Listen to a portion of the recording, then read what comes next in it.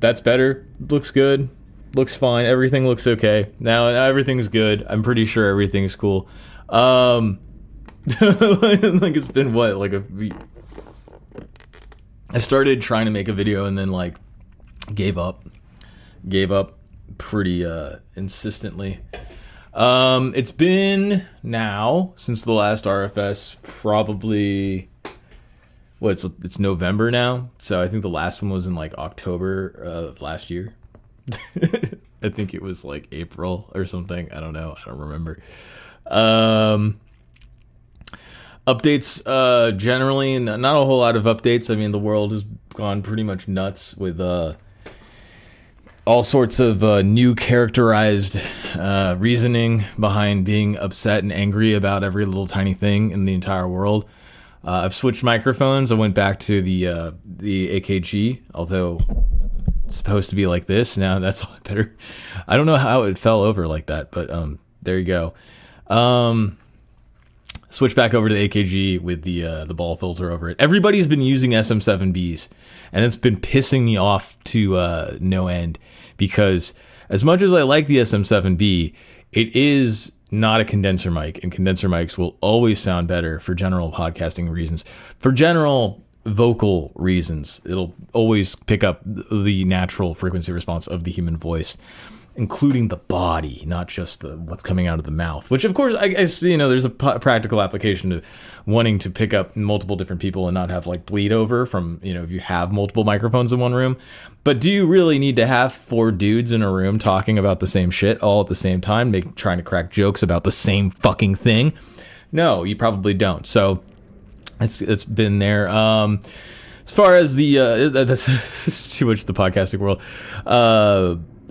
Updates for me, generally speaking, right now, I'm not super interested in most of what the YouTube world has to offer for anything at all, and have just spent my time goofing off considerably for the past couple of months. Goofing off, not so much. I mean, like, I've been doing other stuff. I've been chilling. Just trying to like not make too much of a scene with myself. Drinking various drinks, getting sloshed off of life, but it's pretty much it. Not a whole lot else. I've been making too much music. I haven't been recording music recently just because of how like annoyed I am of everything and everyone. And I feel like right now it might be the worst time in music history, like ever, because there is no, as mainstream and minor stream music, like is as a concept is at its all-time low, meaning that, like, no offense to the people who are making music and doing it, because I think that like you need to do that to make it like important. The problem is that there's just, with the whole Gen Z thing coming up, I don't feel like anybody in the generation below me is actually actively interested in doing anything unique or considerably different than things that have already happened. And it seems like people are more and more influenced by older things, which is fine. You can be influenced by older stuff. We were always influenced by older stuff. But the willingness to do something unique and new just for the love of doing it doesn't seem to exist anymore. It seems more and more like we're approaching a world where almost everybody is just obsessed, and I mean obsessed, with trying to get views and trying to get likes and trying to make money off of what they're doing, which is not, like, the whole thing about that is, like, if you're going to do that, you should be creating a community of people who are interested in making art. Oh, look at those flies. Interested in looking at art from an artistic perspective. I think and what I mean by that is, like, you should be actively invested in trying to make music interesting for other people. Not a lot of people I don't really feel like people are really doing that right now. I think that people are really kind of more invested in, like, hey, maybe I can make a video that's kind of interesting, and then people will watch it and it'll get a bunch of views. And then I don't know what even happens after that, because, like, the whole goal of doing this stuff is supposed to be take it from one era to another, do from one thing to another, so that you could get to the next artistic achievement that you can present to people as unique and interesting and meaningful and whatever. And so the things that have taken the place of that stuff are all kind of like temperamental.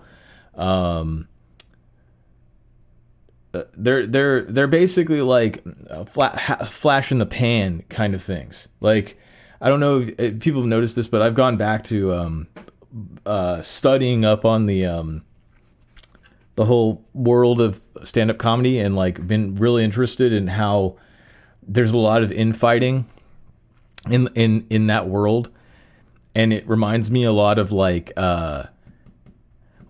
professional wrestling, but it also reminds me of like the business world and how business stuff is like just people fighting out, trying to like maybe this will take, maybe this will like get people interested in things. That seems to be like the pretty most common like thing when it comes to art, in general. Let me pause this because this is getting kind of distracting. It's getting kind of distracting for right now. I'm gonna pause it.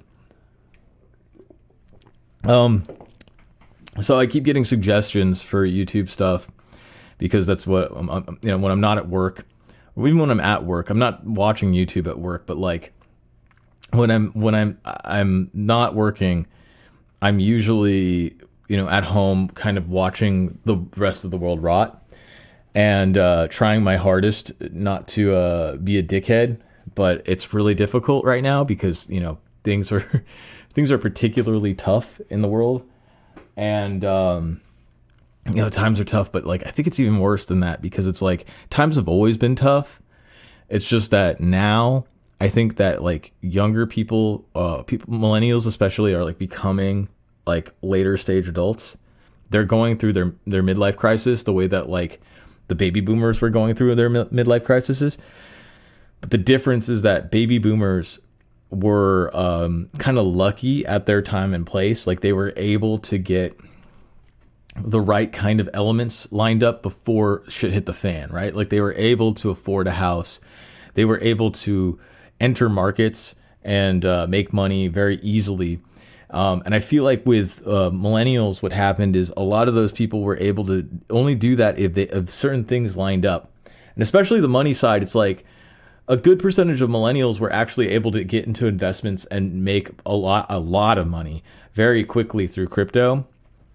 And then when the crypto market kind of crashed on them and people started getting in trouble for doing all sorts of sketchy shit, because let's face it, what is crypto? Like if you think about it, it's just taking money that is already around, scamming enough people to get that into a different system, and then inflating those systems so that you pretend like you're actually making a value for something when in reality there's nothing that you have. It's not like gold or like cars or like some sort of actual investment in something. You just have a value to a number, and then you provide that number to people, and people are like, oh, look, this guy has a lot of money. In reality, if there was some sort of major like financial collapse and like the war went out throughout the entire world and people were like going to fucking kill you, the crypto won't mean anything because you wouldn't be able to access those accounts because the banking companies would just be, or like it wouldn't be the banking companies, it's just the federal government would just like close down any access that you would possibly have to being able to access that finance, and then just say, okay, well, this is just a number, it doesn't mean anything. What are you going to do about it, idiot? And that's kind of my opinion about a lot of that stuff, where it's like, okay, if you really want to invest in something, you have to invest in physical things that you could actually sell and get rid of to offload so that you could have some sort of trade going on with people. And when you have all you have to trade is a digital number, it's good on a marketplace when people are happy. When people are not happy, it doesn't really mean a whole lot for you. It's the same thing with like actual money now, though. That's the thing. It's like actual money is becoming crypto. Like they got rid of the penny. I mean, they didn't get rid of it. They just stopped minting the penny recently, which is pretty crazy if you think about it, because what that means is that our entire system of value is now going to be changed. Like, instead of it being a decimalized system that goes down all the way to the cent, where people could pinch pennies and make a little bit of extra money just by collecting just the smallest denomination, because that's what finance is like. The 99 cent, for example, like that goes away. You can't do a 99-cent store if there's no cents that you have. You can't even get to that point. Now everything's going to have to be like Europe, where it's like, okay, well, there's all denominations that go down to fives, tens, and zeros. And so everything has to be an equal arrangement, which also means that your taxing system has to change. And that's probably what they intentionally designed much of this finance stuff to go to. I think a bigger part about that is the fact that, like, we do actually get into a world where finance is no longer controlled by people who are smart. It's being controlled by people who are not very intelligent and really just like have big brain ideas instead. And so instead of it being like, hey, we could take it down to denominations and cents, but like, hey, it's all digital, which is what's going on right now, it becomes like, hey, this is our excuse to get rid of the cash-based system. If you get rid of the cash-based system, think about it for a second. Like, what does that mean? Well, all the homeless people that used to live off of cash, they get transferred over to a digitized system. So I don't know if people know this, but in China, people who beg on the streets ask for money through WeChat. The same thing is going to happen in the United States within the next 10 years. For sure. Everybody's just going to be like, transfer money to me, transfer money to me, and that just opens up this huge issue of the floodgates of just your finances are all tied to your name, and everything has to be like, infrastructures have to be improved. And so everything then goes down to whoever can figure out how to do these cybersecurity things the best are the people who are going to be in control of all the money. And that's the reason why they're like, okay, well, the traditional banking, the traditional idea of money goes away. It's out the window. And instead, the value is a social credit, which is exactly what's going on with the finances right now. So everything in life is turning into this social credit system where you can't own value to your life based on who you are. It's based on what you are, like how important are you? How good are you at making money for the government, or it's not just the government, it's for society in general. Because I think that the real goal is to try to get people away from being able to control things in their own lives and to get them into a system where everything is pretty much controlled by other people, so that those other people could be the people that make the money and have the investments and everything like that. So way off track, but like that's my opinion about that. And so it comes back into the entertainment thing, because you realize, especially with being a millennial, that almost everything is being marketed towards you in an extremely aggressive way that like never happened before. Like before the year, I don't know, like 2015 or so, the internet is entirely just whatever pops off in small subcategories, and maybe the major mainstream screens that like, your homepage on YouTube would be, or really it's kind of more like anything that could cross over into mainstream media would be this like super popular concept, right? Old school memes, but like particularly like your OK Go music video. Like it's the first viral music video. I saw that video with Billy Corgan, where he's like, yeah, I wasn't bitter about it, but like, I just thought that like if they could actually get onto the radio and stuff, they'd be able to make a lot more money off of it. Because like that's his level. Like he doesn't care about the fact that like everybody like after a certain age is going to only be famous online. He's like still thinking like, well, you're not, you could invest into the real system and then like you would make more and more money. I don't understand why you just don't do that. It's like, because there's no way that you could in the future that anybody is actually going to make any money off of the old fucked up stupid system that exists, because people are buying albums. Like you're talking about buying physical albums. And the only reason why you can do that is because you were around for when that system existed. for when you could be promoted to that level and have these stupid like agents and shit that would be able to actually promote it, even though your music is mediocre and okay. Like, no offense to Smashing Pumpkins fans, there's great records. They have Gish and Siamese Dream, and they have Melancholy and Infinite Sadness, but everything else is garbage and not good and hasn't sounded good or even like remotely interesting in 30 years. And it's like, and yet you're still sitting here going, okay, well, now I got to start a fucking podcast. It's like you are such a hypocrite that it's insane.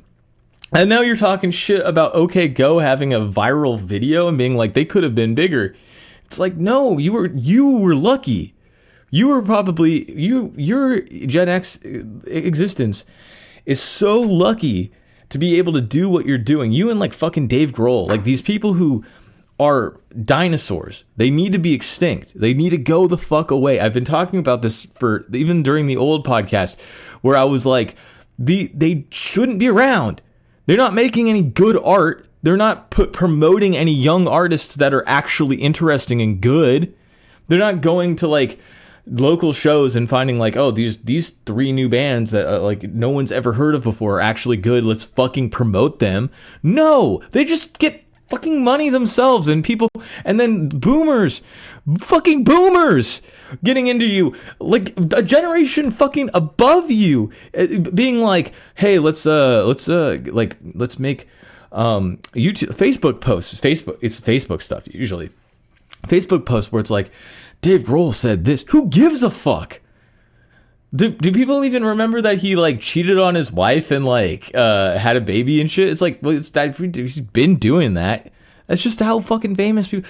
And then that also ties back into the fucking Epstein files. It's like, look into the okay. Everybody keeps talking about that the leaked emails, which I've read through a few of them, and it seems like boomer humor central. Like Jeffrey Epstein just seemed to be like this boomer humor guy who like he's just retarded. Like I get it. Like he did the big P word that you're not allowed to say on YouTube.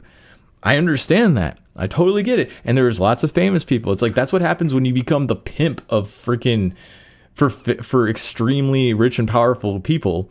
You know that they just will like end up doing. Isn't there a part where they're like?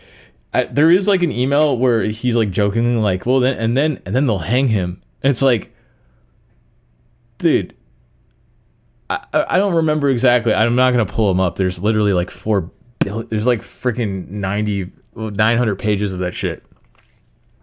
And the worst part about it is that all the names are redacted. They're fucking redacted. The only thing that wasn't redacted is him making a joke about Trump sucking Bill Clinton's dick. Which like they put that in purposefully, like they didn't redact that because, and it's like, here's the thing, like everybody being like, it was crazy that he sucked the dick. I'm like, dude, he's saying it. These are people. These are literal like super controlling, like. If you wanted to hurt somebody very deeply and you knew that people were watching you, you would say stupid shit like that, even if you meant it or you didn't mean it. You know what I mean? And his sense of humor, if you read the other emails, because a lot of people are not reading the rest of the emails, is that kind of humor where it's like him joking around like, hey, do you still have, it's not, and it's other people. It's not just him. It's other people talking to him. Because the guy said like, hey, do you have this, was, I think it was his brother. It was just really, really weird. So it's like, why would your brother know? But it's like, that's the whole like dynamic of that entire thing that I'm just like, I don't know any of this stuff. I don't want to like get invested in all that shit. It's also like, why are you thinking about dicks all the time? Why do you think about dicks all the time? Everybody wants to just talk about this stuff. It literally exists to make you stupider. There's no other reason for it. The guy's been dead for fucking 6 years. It just exists to make you fucking dumber. Like, that's it. That's the whole reason why any of this stuff exists. And it's like, I'm not gonna pass judgments on things. Like, you gotta have like your reasoning behind things. But the whole like, is it funny that like two people that sucked Bill Clinton's dick ran for president at the same time? It's like, I don't know. Also, Fox News using a Kiwi Farms term like is so crazy, because like they literally named their politics thread earlier this year, American politics thread, as Trump derangement syndrome.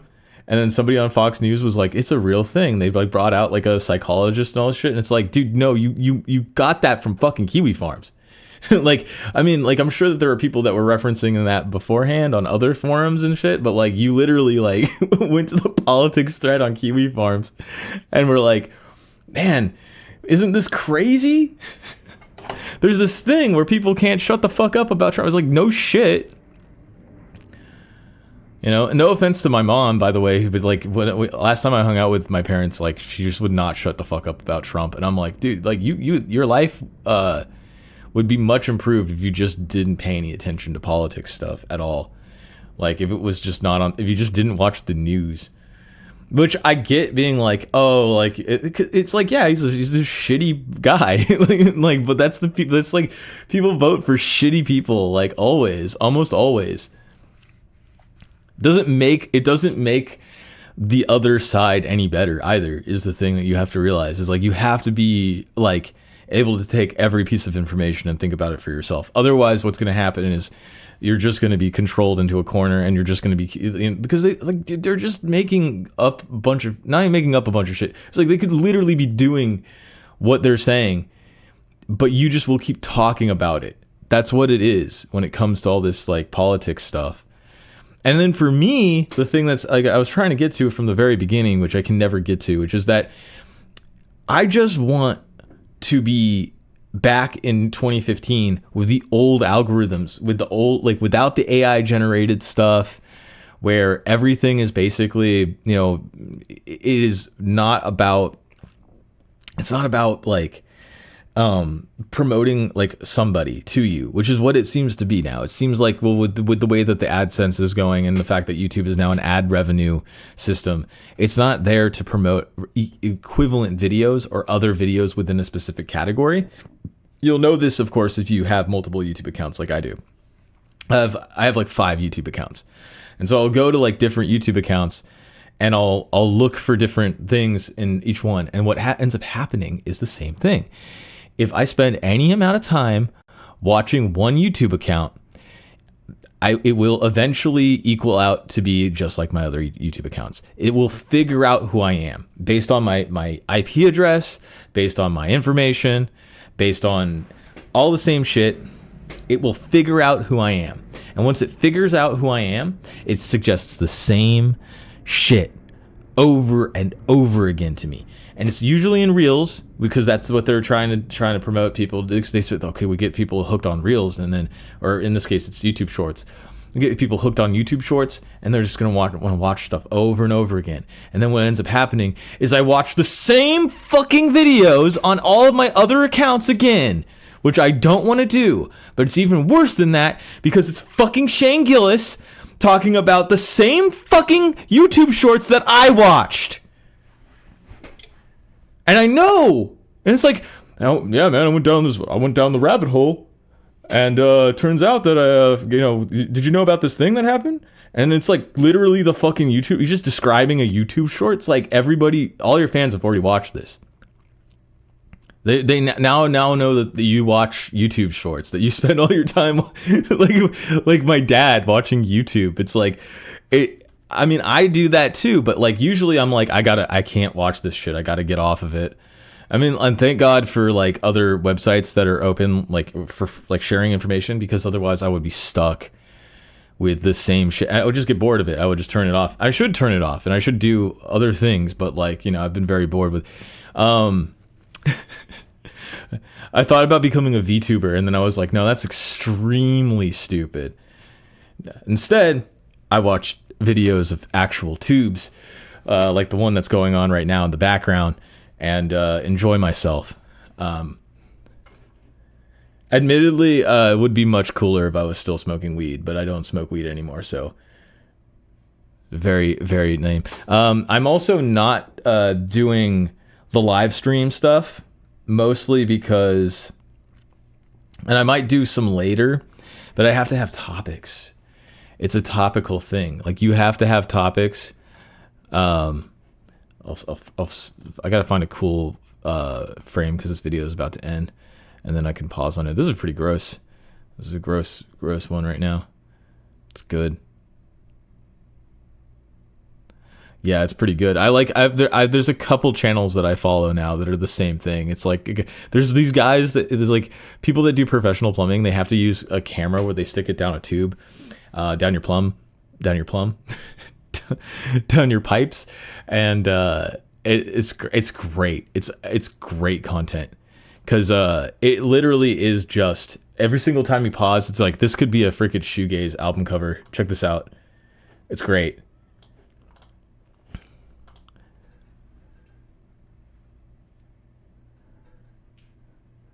I can hear cats outside.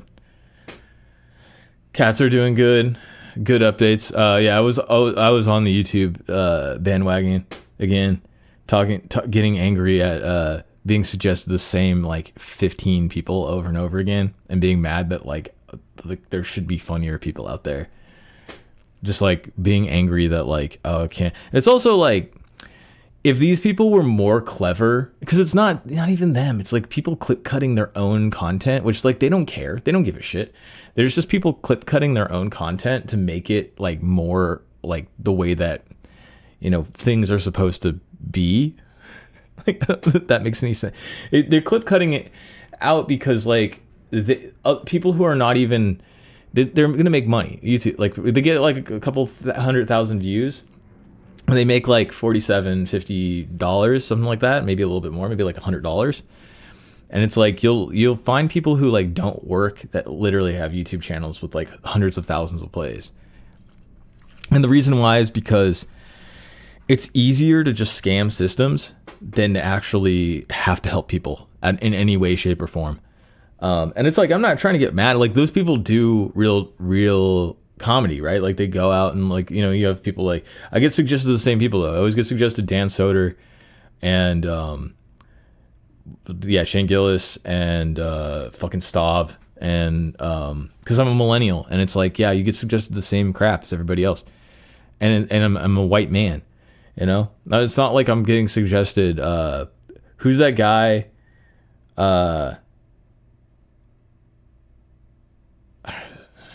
I was trying to look up improv, like San Jose Improv, and I was like, I wonder who's playing tonight. And it was like DL Hughley.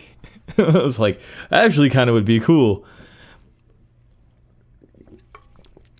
But I don't feel like it's just too much. Like, the whole process is really stupid. Like, you have to like buy the tickets in advance. You have to show your ID when you're at the door. It's a ginormous fucking place, and I don't want to be around like a million other people at the same time. Don't look at your phone. Don't look at that's another one. Instagram stuff is like crazy. It's like really stupid. I don't know, because I get suggested the same crap over and over again, right? Like, it's always like ridiculous videos, like stupid stuff, and then like girls trying to flex OnlyFans shit, or like their channels and stuff. And it's like, I get it, you know, that is the gist of what social media is. It's like, it's now a marketplace. It used to be like a place where people wanted to share information and your friends would like be, but then everybody's lives got involved. And like, other than reels, like I do get stories, like I will look through people's stories, but like, nobody uploads anything ever, because the content is all content generation stuff, and then Instagram wants to like promote stuff to you, so it's no longer about like watching something because it's no longer watching something.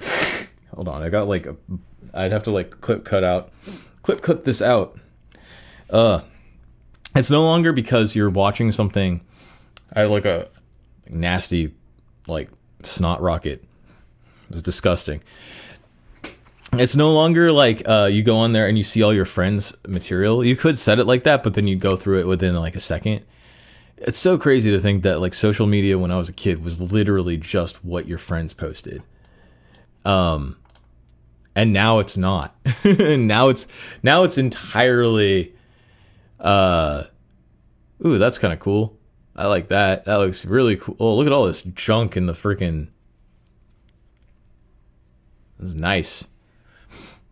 But yeah, it used to be all your friends' posts. Now it's not your friends' posts anymore. It's just stupid crap. Let's see what the world is up to right now through the most reliable sources. Let's see if there's anything that I can. Oh, that we will post. I'm not interested. Oh, this is like super funny. I mean, I did watch that. This crazy. I can't post it on YouTube, but like, I watched the craziest crash video I've probably ever seen in my entire life, which is there was this crash and this Tesla crashed into a motorcyclist in Korea, and the dude like flew and like Superman into the back of a it would be like a hatchback, like a smaller, maybe possibly smaller SUV, and died. I mean, like, you can't survive that, but like, dude literally Superman into he Superman that hoe. Like, I mean, I don't want to joke about that like at all. Like, it's fucked up what happened, but like, it's the craziest video I've seen ever. Like, you gotta go watch that. You gotta go watch that shit, because it's the guy literally crashes into the back of it and leaves a human dent and like smashes the windshield with his head. I don't think he was wearing a helmet, and I'm pretty sure that he just died upon impact. It would have just been like, psh, and like the guy gets out of his car and he like looks on the ground. He's just like, what the fuck? And then there was like a 10-car pileup behind it, and it was just nutty. That's a crazy ass video. Second craziest video I've seen, because I also watched the video, the guy self-snitching on himself. Like, he it's great. It's just like this like super schlubby fat nerd guy with a giant neck beard, and he's trying to like say that he got robbed, which is classic. It's classic, right? Trying to say that he got robbed, and then calls the cops, and the cops are like, okay, well, what was going on? He's like, well, I met this girl on Tinder, and then like she, went over there, and it turns out they're like, well, no, tell us the truth. And then the guy's just like, all right, I'll be honest, I was trying to have sex with a prostitute. He doesn't say a prostitute, but he's just trying to say like, I had tried to have sex and like gave her $600 up front, and then her boyfriend came out and like yelled at me, and then I like went down to the lobby. I forgot what, I think he like went to his room, and then he called the cops, and then the cops were like went to his room, and then he was like naked, and they're like, put some clothes on. And the best part is he puts clothes on, and he's got his giant belly in a fucking Trogdor the Burninator shirt, like a Homestar Runner shirt. It's like calling the cops on yourself, dude, for getting robbed, because they literally took one look at your ass and were like, oh, you're getting robbed. Sick. It's a good one. Oh, this video is almost gonna end, so we gotta find a new one.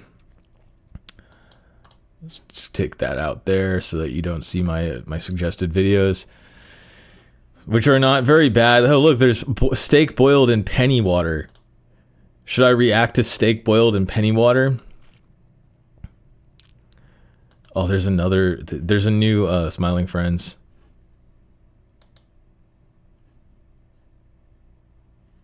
Can I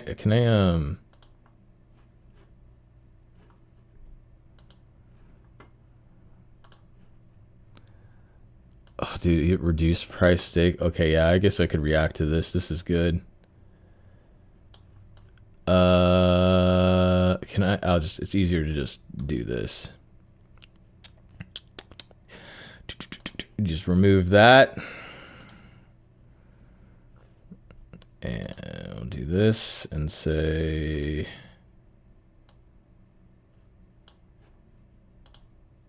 no. Oh, there I am in the background. Let's go here. Get content matched. This is going to be great. We can keep getting beef at a reduced price. We can keep boiling it in things. Ever since they stopped making them, these pennies have been harder to track down than the fountain of youth. I ended up having to go to the bank, and even they were suspicious. They were like, well, what do you want them for? I'm trying. Well, I mean, you could just say that I'm doing a coin roll hunting, because that seems to be how most people do that. But all right. And now that I look at these pennies in the water, I'm disgusting. realizing perhaps I should have bleached them first. That's a whole lot of fecal matter that's about to be boiled. I can smell the fecal matter boiling in the air tonight. That's not at all in tune at all, bro. There's a black speck floating around in there that I'm pretty sure came off of one of the pennies. All right, yeah, that's pretty gross. Bowl of muscles ready to be seared. Bruh. Now, you know, normally I don't like what is that? horn, but once I eat this thing, the diarrhea is going to be legendary. Yeah, you always say that, though. Oh, God, he's putting the pennies in the pan. Why, yes, doctor. I'm a world traveler. Dude, what? Is this sticker still on there? What the hell is that? Whoa, what the... And today I learned pennies are flammable. Bruh. Will you stop lighting on fire? Why the hell is that happening? I cannot believe that this steak just keeps igniting. That's a whole lot of smoke in the house. I'm gonna get this thing out of here before Mrs. Sausage calls the health department. Oh, it's like hoping that this is a well-done it's like a steak through the steak. That's a medium rare. My stomach's in for it. Okay, here Bro, we go. they're just some pennies. Just eat the pennies. Actually, it's pretty darn good. The bacon's doing a lot of Billy, just eat the pennies. There's also a nice iron oxide aftertaste. It's super tender, and those pennies gave it a flavor You love pennies, bro. But you probably shouldn't make this for yourself at home. It is a In fact, Mrs. Sausage, toothpick. call Dr. Stromboli and tell him I'm on my way in. I'm not going to finish the rest of it Oh because my I'm God. scared of worms. But with all that being said, I'm still going to have to give this steak here a 4 out of Well, I mean, I would be scared of worms from the reduced price in general, and there's nothing else at the end, right? Oh, he actually just ends it. Oh, that's great. You can see my crappy suggestions here. I've been watching Red Dwarf recently, which is good. If you like BBC, if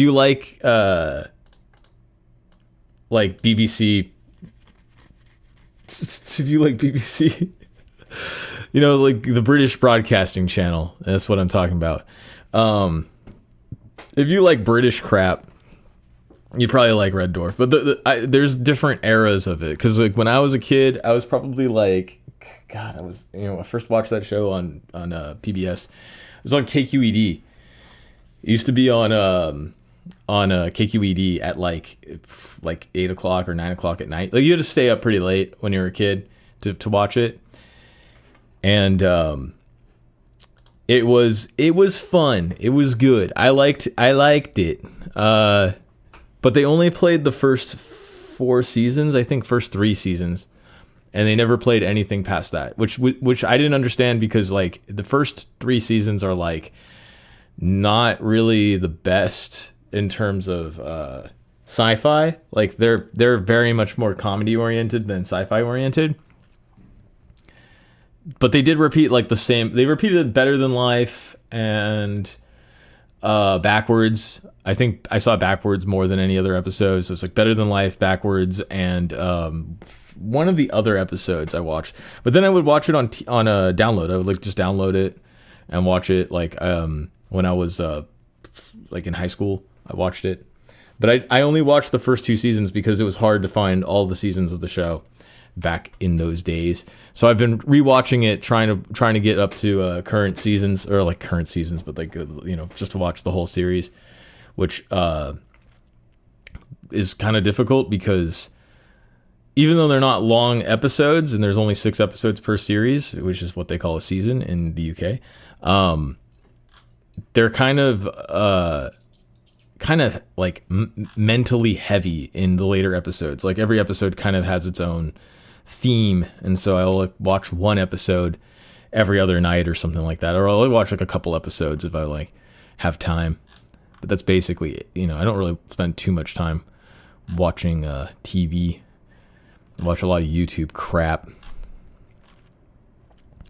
Dude, I can't stand, like, I'm looking at my YouTube suggestions and it's just bad.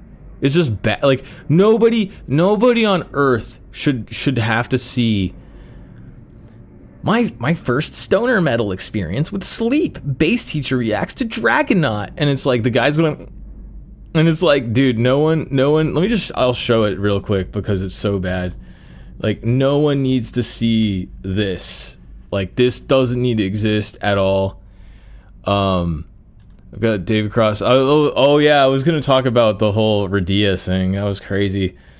Wrong one. Thank you. All these comedians were like being asked to play a festival in Saudi Arabia, which, by the way, I think I don't remember exactly when I think it was like 2023 or something like that when they abolished slavery. It's like, no, like, I mean, I'm not like no offense to like Saudi people from a general sense, but it's like the comedy, like, it's a festival for extremely rich people, right? Like, for extremely rich people who are already westernized in a non-westernized country. And therefore, every single person that's going out there is going out there for the express purpose of making money. So, of course, the only perspective that you can really have about it is if somebody was like, why are you going out there? It's like, well, to make money. Like, what do you fucking think? It's not about culture or experience or Bill Burr trying to be like, yeah, you know, they're just like us, you know? Damn it. I can't do, every time I try to do the Bill Burr thing, it's like, you know, they're just like us. You know, they're just like us. It gets in between Beetlejuice Bailey and fucking and Beetlejuice and also Bill Burr at the same time, because I can't help that. I think they are equally as stupid. I say a word I'm not allowed to say on YouTube.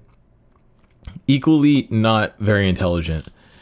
Beetlejuice is actually more intelligent because at least he has the comedic timing, and like you could tell that the wheels are turning in there. With Bill Burr, I don't think there are any wheels turning whatsoever. I think that is just like the whole expectation of, if I just do the right thing, I just say stuff at the right time, then everything will be funny and it'll be fine. Nothing else can go wrong. Yeah, I think that's probably good enough. And it's like, nah, I think you should be funnier, bro. Like, I think that you should actually have some humor to your whole perspective. I don't know. But it's also like the reason why people got mad about that was because, and this is the whole thing that I have to bring up, is that in the United States right now there is starting to be a monopolized concept of comedy, meaning like, for a good like 20 years, right? Like from like let's say from like the late 80s, because like in the 60s and 70s there was this like specific hierarchy for comedy, right? Like you want it to get to the top. If you want to get to the top of the chain was having your own like residency in Vegas or in Los Angeles or in New York, where you could come in and you could basically do your bits. People would come to visit you and see you as an act, and then, you know, you could fuck off and do whatever you want to do, because the whole point of stand-up comedy was essentially being a traveling MC of sorts for situational comedy, because the form of comedy that was the most popular all throughout the 20th century was not stand-up.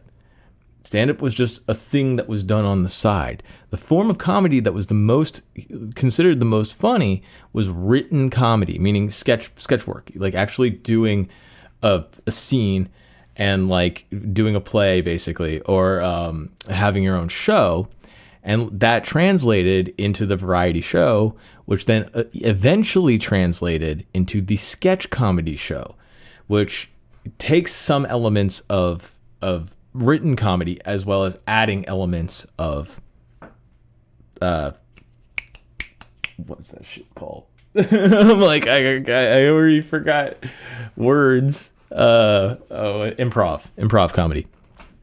So you got to have these two elements kind of put together, and then you would have, different character actors and comedians being able to flex jokes off of each other. That's how it was through the 60s, 70s, 80s, and into the 90s. And in the 90s, I think what happened was TV became easier to access, and cable television got more popular. And so you could watch cable television and you could actually see stand-up comedians doing stand-up comedy. But that's not the real thing.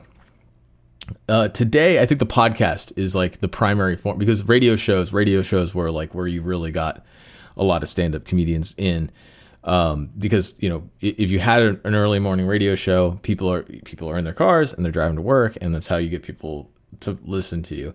And it's the same thing with podcasts now. It's like people are at work, or they're at home and they're bored, and they're playing video games or whatever, and they want to have something in the background.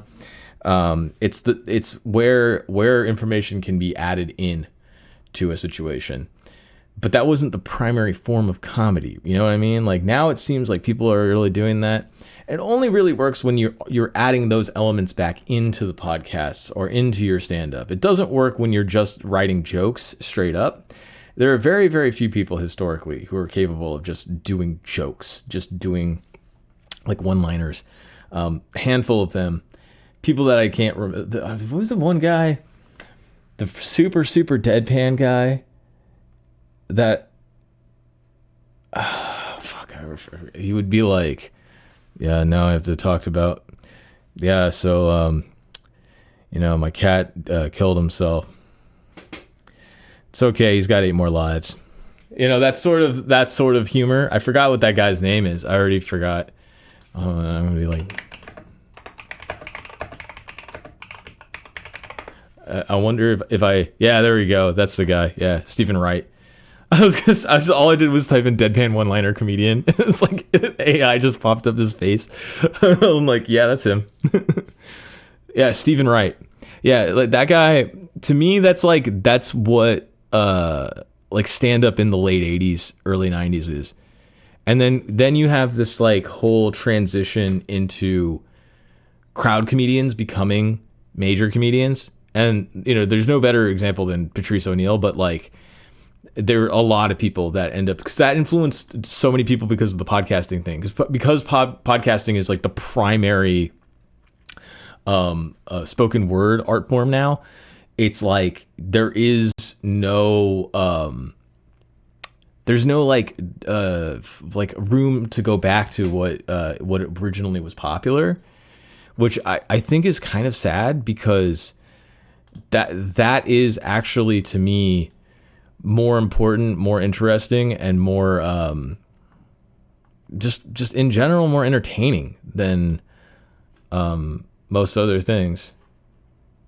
Let's put on the hold on, we gotta make this bigger.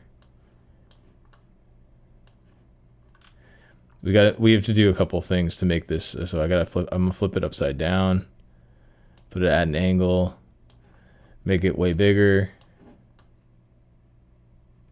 Make it bigger, dude. Way more bigger, dude. And then now we're good. And I usually put a filter on it, and then I just do effect filters, and I do chroma key or color correction. Do color correction, say okay, and then we'll increase the gamma and the brightness, and then we'll decrease brightness by a little bit, increase saturation, and then hue shift it to be... No, I think it's fine. It was already kind of red. That's good. I like that. That's fine. It looks kind of crappy, but it's all right. It's all right.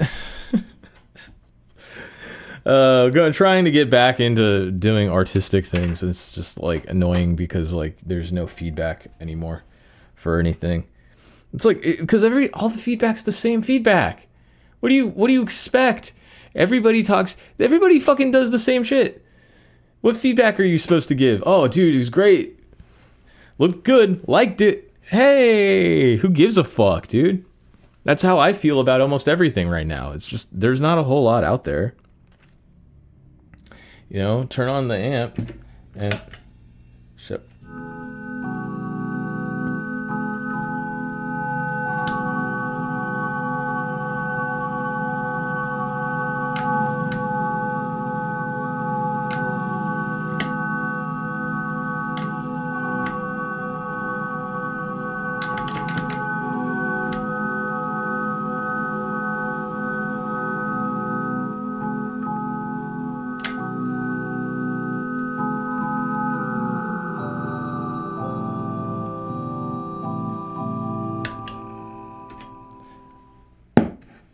See, that actually looks really cool. It would be cool if my face wasn't there and it was actually what I was doing.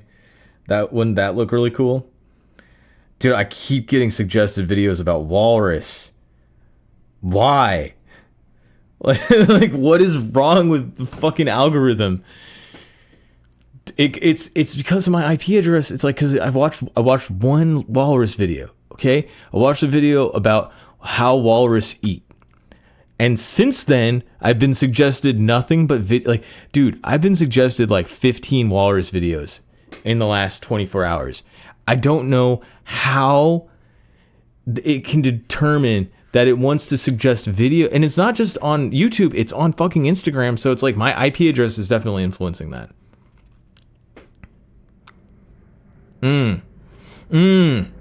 Destructive. Very embarrassing. Very, very, very, very bad. I do not like it. It is not good. What other updates are there in the world today other than the stupid emails? And Jack Doherty, streamer, crashed his McLaren for clout, has been arrested in Florida for drug possession. Who cares? Who gives a shit? That guy looks like a child, permanent child. Oh, I know. I have been laughing at the DSP. Asmongold thinks that somehow he like discovered DSP, like Darkside Phil. It's like, bro, I like literally went through. Okay, so like the low tax death anniversary, 4-year death anniversary. This is extremely nerdy. How do I explain? So if you don't know, Something Awful was like the original, not the original, like back in the 90s, there was lots of like internet stuff, right? Like early internet stuff with people like making things, posting it to their own websites and stuff. Like Something Awful was one of the first forums where like there was actually like kind of a community basis where everybody kind of like had their own kind of internet tough guy personification and like was essentially the precursor to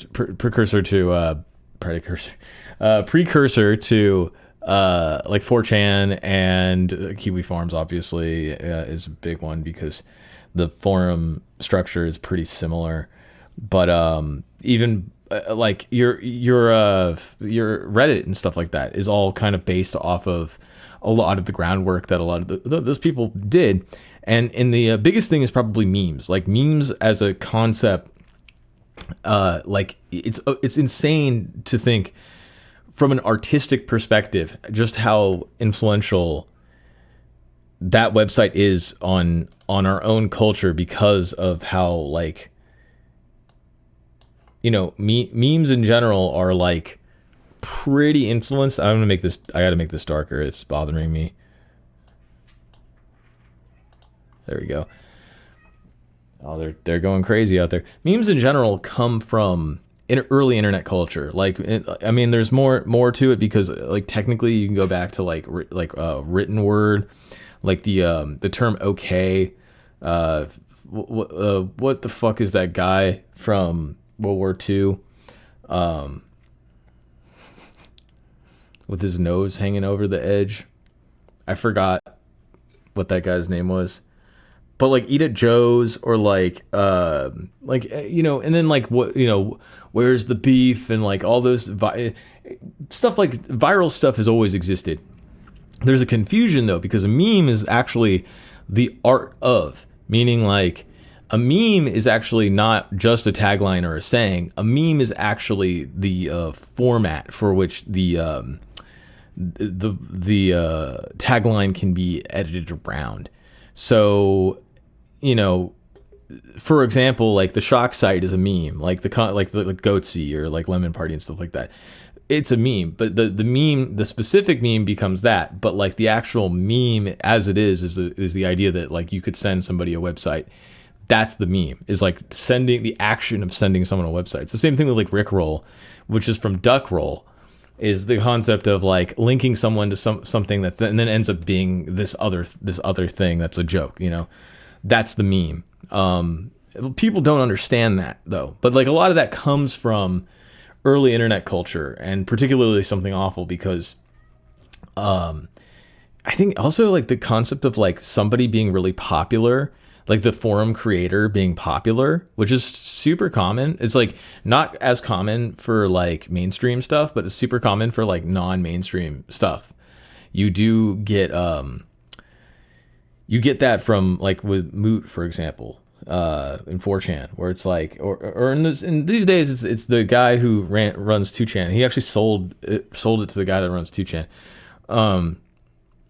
I was watching some old Something Awful videos, and not just the cartoons and stuff, because they're smarky. Which is, if you're watching this, you probably don't know any of this stuff, and thank God you don't, because if you knew what I was talking about, for example, if you know what schmorky is, like that's like unfortunate, you know. Like maybe there are some people who are you know, maybe like old school internet people that might be like, oh yeah, that guy.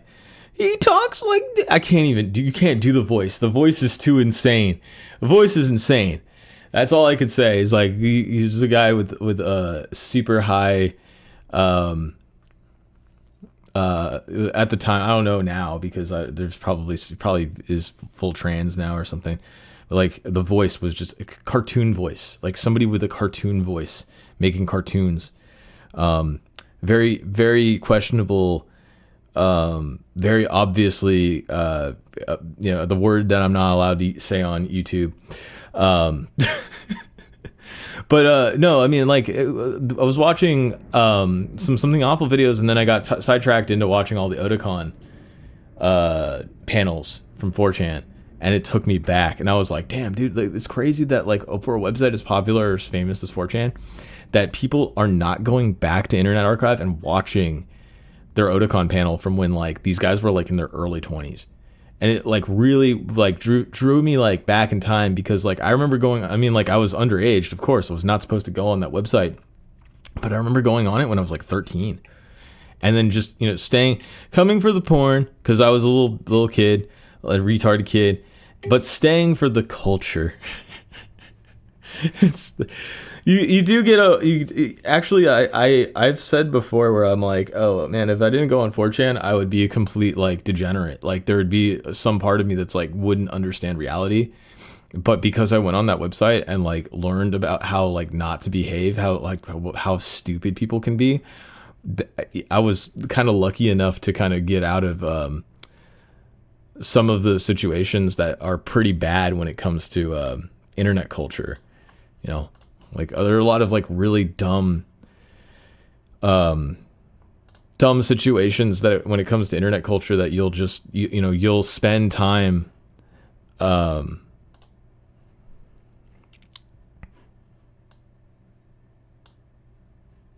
it's fine. You'll spend a lot of time just kind of like realizing how degenerate the world is, and you kind of have to get past that as a human being. It's important. And so you got to like spend time not worrying about that stuff. What the hell is this? Dude, Fetterman, that guy, Fetterman is like literally just a drug addict, isn't he? I mean, like I know he's on perks, but like every fucking image of that guy, he's dressed like shit, but then like he fell on his face and there's that picture of him with like all the stuff on his face, shit on his face, and it's like he's just like, yeah, I'm doing good. It's like, yeah, no, you can't feel anything because you're on like 9 million prescription painkillers. Like I don't know, like I don't know. Like it's the reminiscing on 4chan is like a very it's a hard one to talk about because you get past embarrassment when you are around people that are like the traditional concept of embarrassing. But then I'm so glad that I got to experience that level of nerd culture before Reddit existed, because if I didn't, then I'd be around actual like insane people all the time. And I feel like because there was a responsibility as an individual to not be a like piece of shit on 4chan,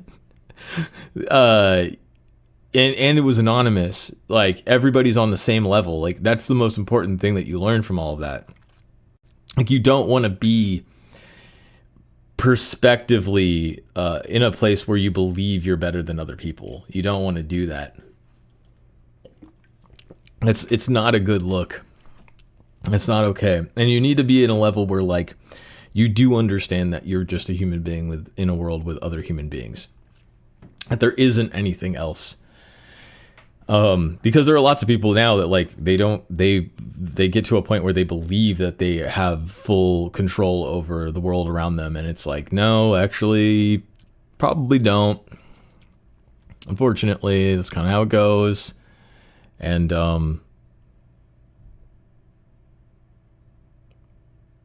yeah. I mean, what else am I going to say about it? Just I'm trying to figure out if I had any other topics that I needed to talk about during the video. Let's take a look again. No, not really. I mean, I got suggested Asmongold videos, and I'm like, I don't know what this is. It's so weird seeing like the shift over though, because the shift over from like one type of thing being popular to another. You know what I mean? Like, cause like I think the YouTube in general, like it's, well, not just YouTube, but like the streaming stuff. Oh, okay, yeah, no, I know exactly what I was going to talk about. There's an importance in understanding that popularity will not exist forever, and that at some point things will decline just the same way that they did for other people in history. And I think no example is more fruitful at this time than iDubbbz. It's pretty bad when the guy that talks about drugs from Vice TV, that no longer works for Vice, I think his name is Hamilton something. I forgot the other name, but something Hamilton or Hamilton something. That guy was like, yeah, there's this really interesting thing where people are kind of, they're on medications or whatever, and they can't like realize that things are going downhill for themselves. And I think that happens with like certain publications like Vice TV, but it's especially prevalent with actual individuals. For example, have you heard of this guy iDubbbz? This is from a Channel 5 interview, and I was like, dude, you're getting suggested the same videos I am. It's everybody's just getting suggested the same shit. That's all it is. I love it. I love it, man. I cannot even, there's no other way around it, you know?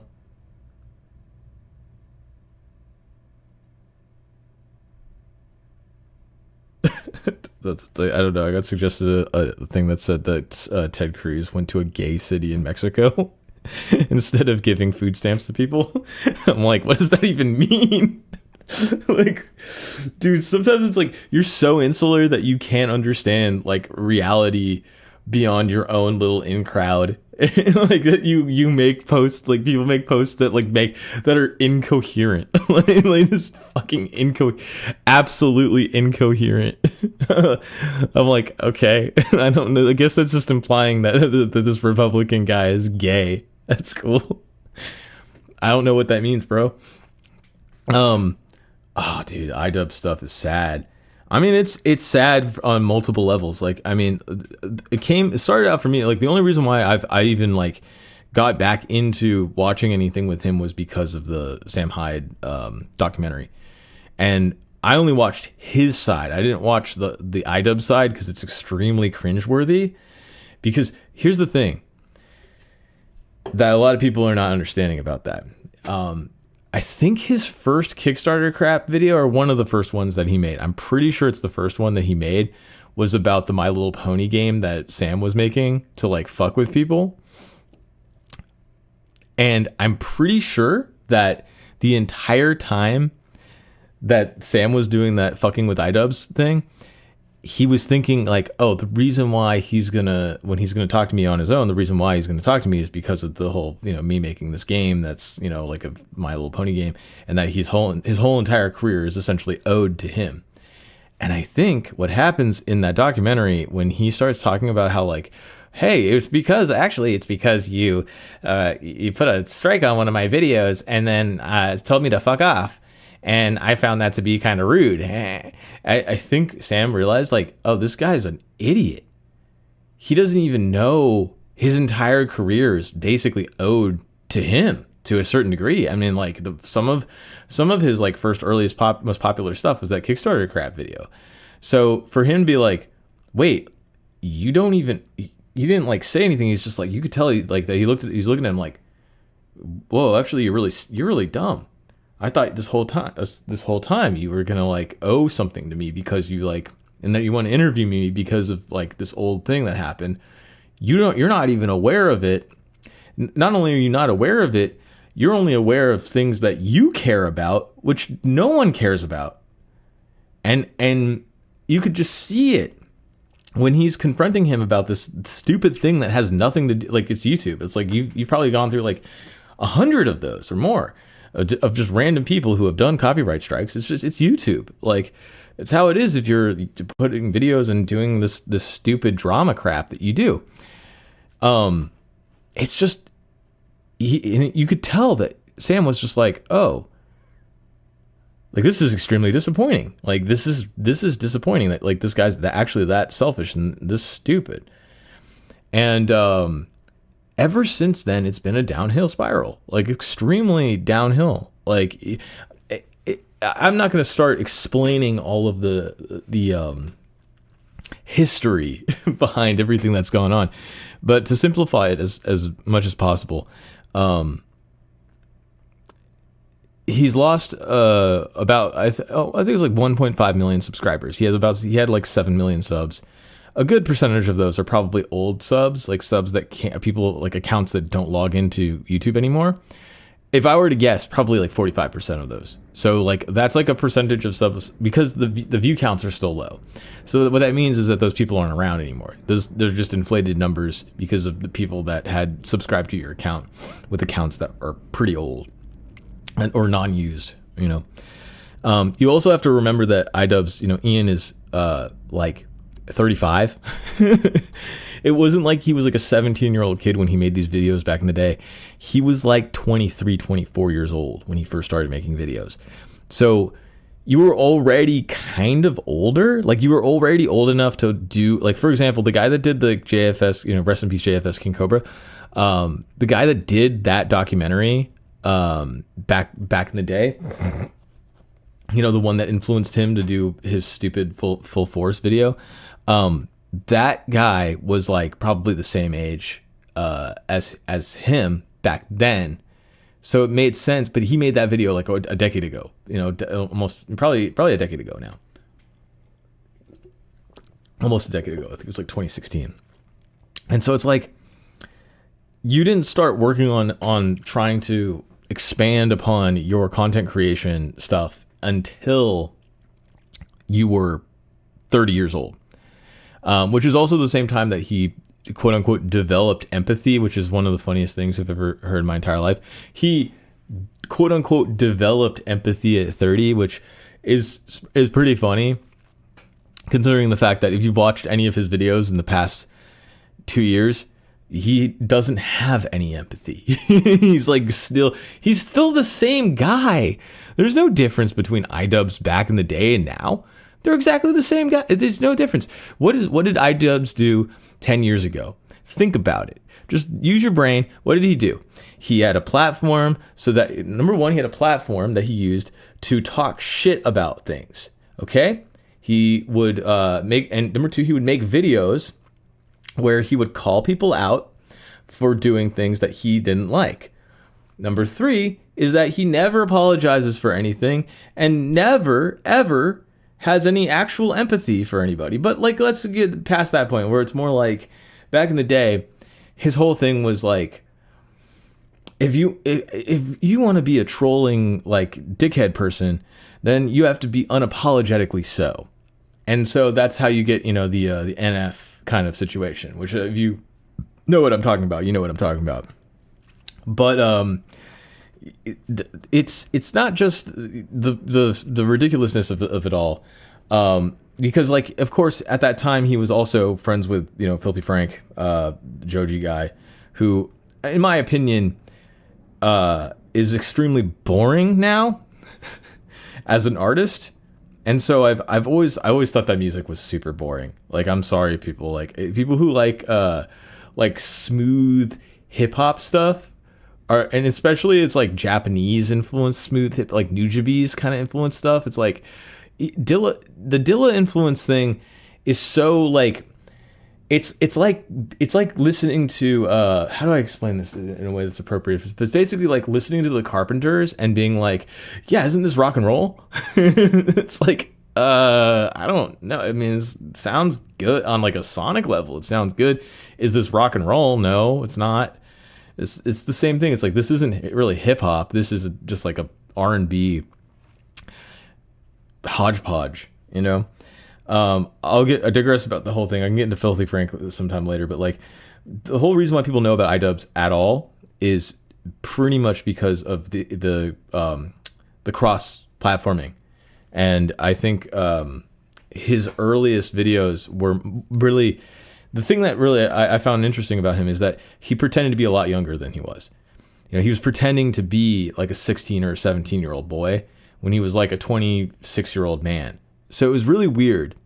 And then it was like kind of like, well, I have money and I'm successful and I can do whatever I want. So I'll just have my friends come over and we'll just fuck around and say whatever we want. And we could just do whatever we want to do. And that was basically the extent of it. Like, I mean, that and then the Content Cop thing, which was like, the Leafy Content Cop was the reason why anybody knew about him, which to me is kind of like, I don't know if people remember this, but Nostalgia Critic did the whole like fighting with AVGN back in the day. And it's like before that, Nostalgia Critic's view counts were like 20 to like 100,000 views per video. And then after that, they approached more towards 1 million plays per video. And he was able to like actually maintain some level of popularity. And it was all because he copied another person and got that person involved to a point where it was like, hey, I'll let you in on my crowd and you let me on your crowd. It's like, he doesn't have a crowd. He just has like his brother like doing video editing stuff. So like, I was always confused about that whole situation. But with iDubbbz, it was like, instead of like being buddy with somebody, it was like, I'm going to talk shit about this person who talks shit about other people, which is so dumb. Which I didn't mind it. I mean, of course, like I was younger too. I was like, actually, like I'm 2 years younger than him. So it's like really, which is crazy to think, but it's like when you're like going to school and you're like 22 years old, you have like a crappy job. And like you have moral high ground.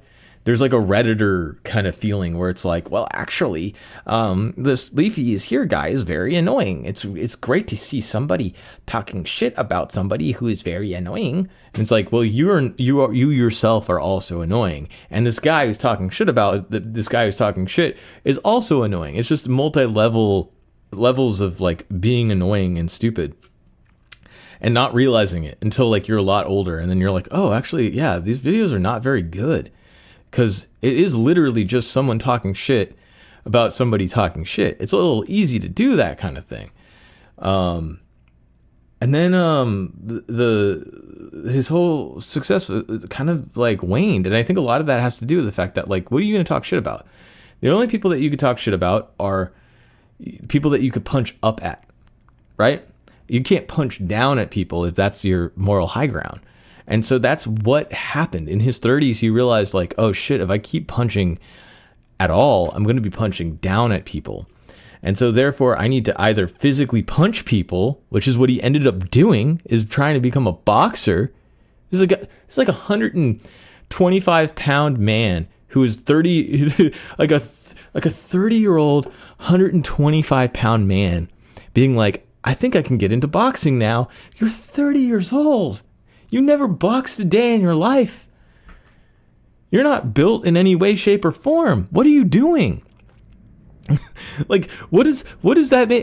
What are you you're just gonna get your ass kicked. And that's what happened. His head got kicked in so many fucking times that, like, you could tell there's a fucking mental, like, disconnect with him. And the whole, like, I learned empathy now, and I'm actually really, really into being a liberal. It's like, no, you're not into being a liberal, number one, because you don't do anything for anyone. Just having an opinion about something. It's the same thing with the Hassan thing. It's like, just having an opinion about something doesn't make you a better person in any way, shape, or form. You have to do stuff. You have to actually go out there and do a damn thing. Like, even the conservative people can have a perspective where it's like, okay, well, I just want to be myself. That's all that really matters. And, like, as long as I'm committing to myself, that's, what matters to me.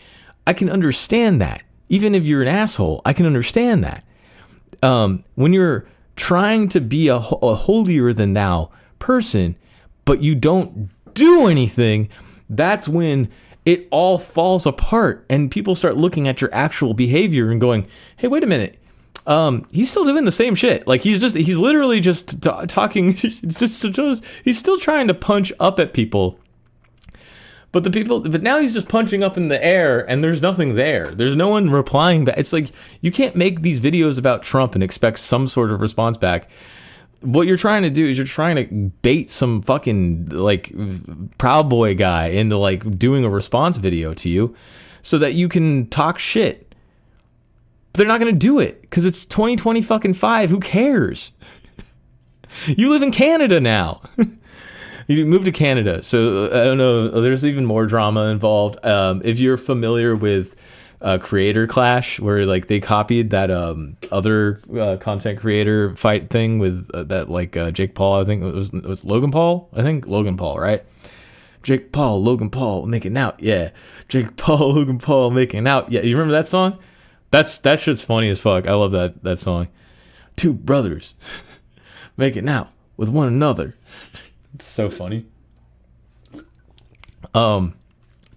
Yeah, he did the Creator Clash thing, was just copying, like, being like, I don't know what to do. I'm 30 now. I'm supposed to have empathy. I guess I'll become a boxer and I'll make a charity boxing event, except we won't give any money to charity. It's like, we didn't make enough money, so we can't give any money to charity. It's like, that's not how it works, bro. Like, if you say that you have a charity event and people have paid money for charity, the money still has to go to charity. You can't take the money and be like, this is a business model. It's like, no, it's not a fucking business model, bro. You're just stealing money from people. It's crazy, right? And there's all the drama videos about it. You could go watch it. The dad guy that got super pissed off because he was like, I donated to Ethan or something, and then, like, they got pissed off. Like I think his wife called him.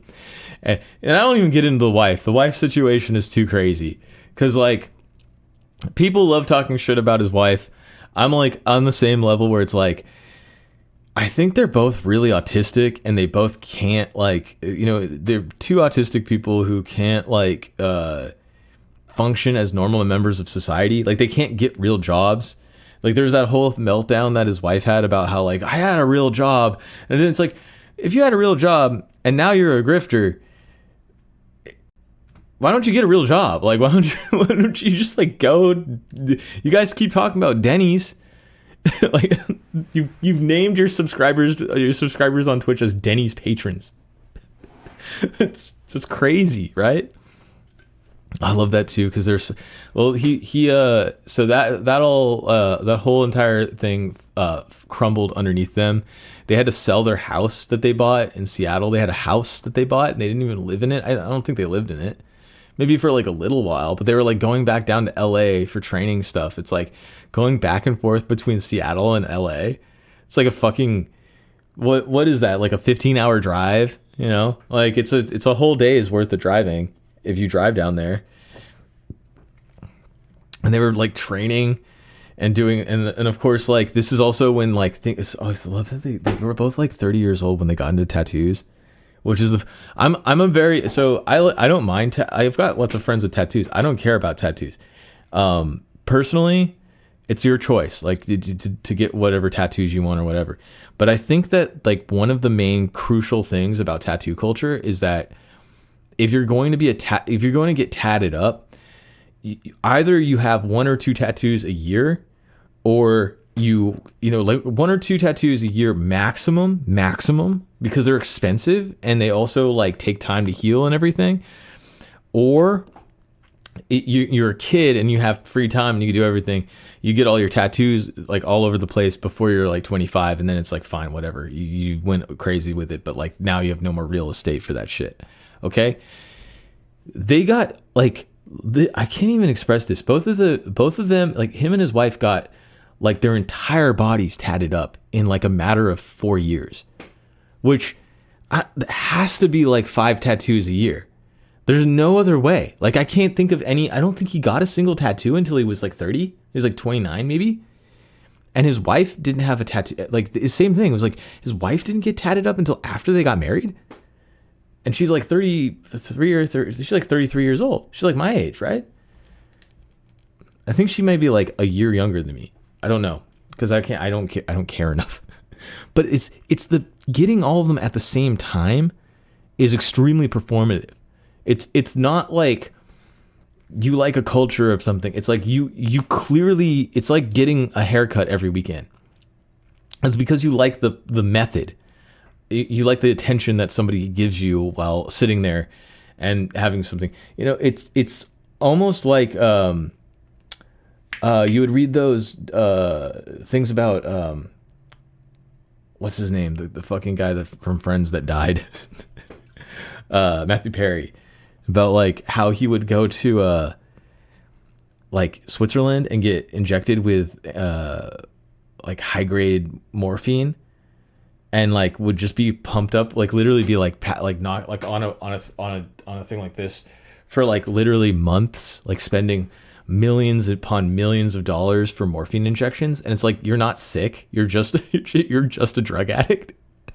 It's like, and then like running out of time. I don't think he still had money because he's getting paid residuals for Friends, but it wasn't that. It was like, I think he like ended up, his he like had prescriptions or something. I forgot exactly what it was, but it was like, oh yeah, you can't stay in Switzerland anymore. Like your visa's like over. So he had to go back to the United States, and they were like, and he tried to get the same injections in the United States, and they were like, we can't give you that. And so he was like on withdrawals and like had to like, that's why he did ketamine. That's why he died. Was because he was taking ketamine to get off of the humongous amount of opioids that he was taking, because ketamine is used as an opioid. It's like a like a therapy thing, just a therapy drug. Like they'll use it for people who are on opioids because it makes them kind of like just disassociate from reality, so that they don't think about withdrawals and like having to do other drugs. And then he just like did it and like fucking drowned in his hot tub. Just like, who didn't see that coming? I mean, I know there are lots of Matthew Perry fans out there that are like, no, he was actually really an incredibly intelligent person. And it's like, no, there's like interviews with him where he's stupid. He's really dumb. But that's how I feel about like the tattoo thing. It's like, it's not because you get to do a little thing here and there to treat yourself. When you do it like that, when you do it like all at the same time, it's like it's not just like doing like a big back piece or something like that, because she did that yeah, but it's like having your entire body tatted up in a certain way where it's like you're essentially a an art gallery for like a small number of artists. It's like has nothing to do with you or your interests. It's like you just have donated your body to this art gallery concept. I won't even not even gonna get into the OnlyFans thing. That's a whole nother story. That's for other people to talk about, not me. I don't care about that. The one thing I do care about is the moving to Canada, which I get was because of family stuff, but it was not because of family stuff. It was because of finances. And the fact that they were like, oh, we live in the West Coast of the United States, we're not going to make. That's also, I think there's a tax reason that nobody seems to ever bring up. Nobody ever seems to talk about the fact that like, hey, he moved to Canada from these other states that have more income tax stuff. It's like, okay, well, if you're kind of in limbo, then you don't owe income tax on this. If you're making money off of the internet, off of this thing, and like I think also like maybe he's like giving it to his girlfriend or his wife, sorry, like because of the way that the tax stuff works.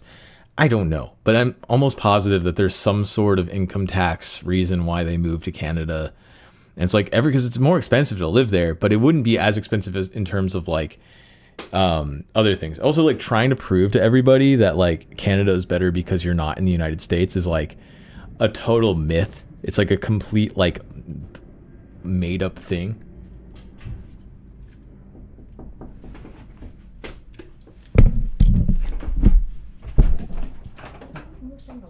Okay. Hold on.